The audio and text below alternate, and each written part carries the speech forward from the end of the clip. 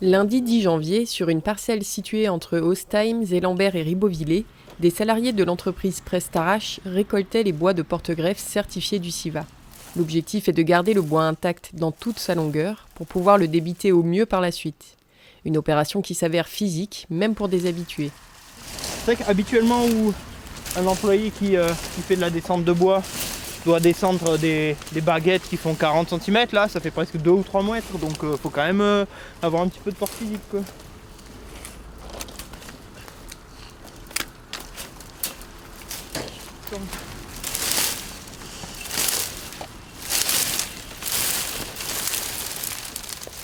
Cette parcelle appartenant à Christophe Koenig a été implantée en 2018 en SO4 de 2 clones différents, du 762 et du 203. Voici pour les initiés. Pour les non-initiés, un plan de vigne se compose de 2 parties, le porte-greffe sur lequel on va greffer le cépage choisi, par exemple du sylvaner ou du gewürz en Alsace.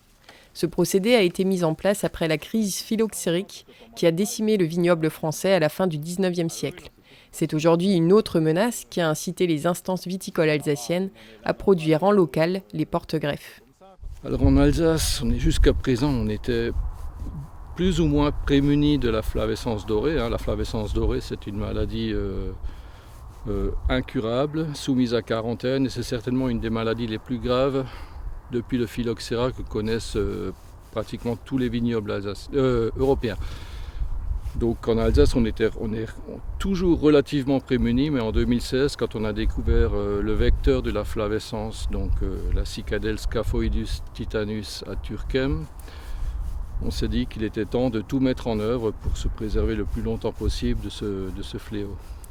Donc plusieurs choses ont été mises en œuvre à ce moment-là, déjà des prospections du vignoble par les syndicats viticoles, donc des prospections encadrées, des prospections autonomes. Et on s'est dit qu'il fallait aussi se prémunir de la flavescence par le matériel végétal, donc par les plants de vigne qui sont utilisés pour les jeunes plantations.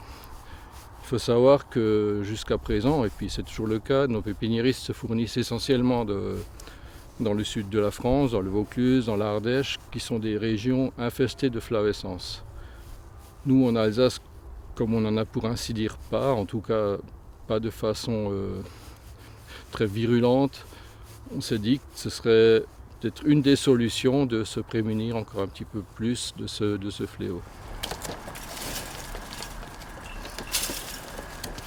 Alors il y a 2 modes de conduite. Alors ça a été le choix qui a été fait à l'implantation pour un peu voir comment ça marche pour conduire les porte-greffes sur ces 2 palissages, donc soit vertical sur fil, soit sur table, donc plus à l'horizontale. C'est 2 méthodes qui sont utilisées par différents pépiniéristes et producteurs de porte-greffes. Donc nous on l'a fait un peu pour comparer la pénibilité, les rendements, un peu comment ça se passe, quoi.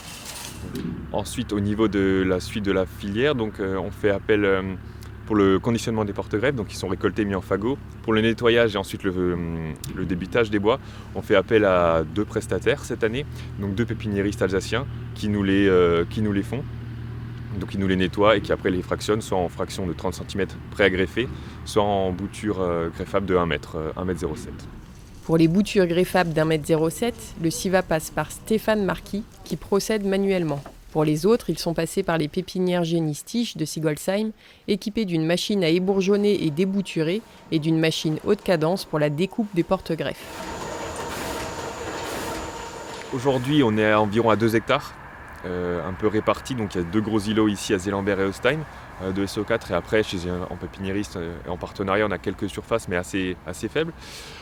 En termes d'objectifs, le but est d'essayer de répondre au maximum à la demande locale, donc vraiment aux besoins des pépinières alsaciennes en porte-greffe, sachant que certains pépiniéristes ont déjà des surfaces.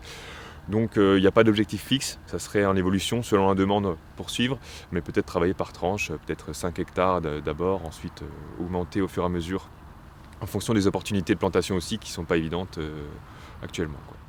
Cette production est encadrée et nécessite entre autres d'être implantée dans une parcelle n'ayant pas eu de vigne depuis 10 ans. Exempte de cours noués et d'enroulement viral, le mieux étant une parcelle éloignée du vignoble. Avant, il y avait des cultures de maïs, blé, en rotation. Puis un jour, on a décidé de se lancer dans cette production pour diversifier un petit peu. C'est une production intéressante, mais qui est coûteuse en main-d'œuvre. Pas besoin d'irrigation, pas besoin, il n'y a pas de raisin, donc pas besoin de traitement.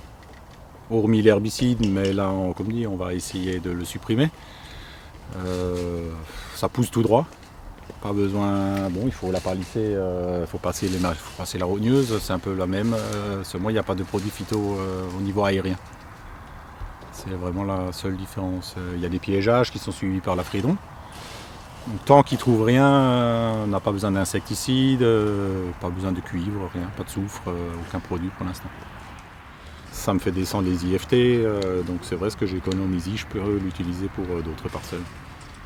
Le CIVA étudie aussi la possibilité de produire du porte-greffe bio, encouragé par la réglementation européenne qui imposera en 2035 l'implantation de plants certifiés bio.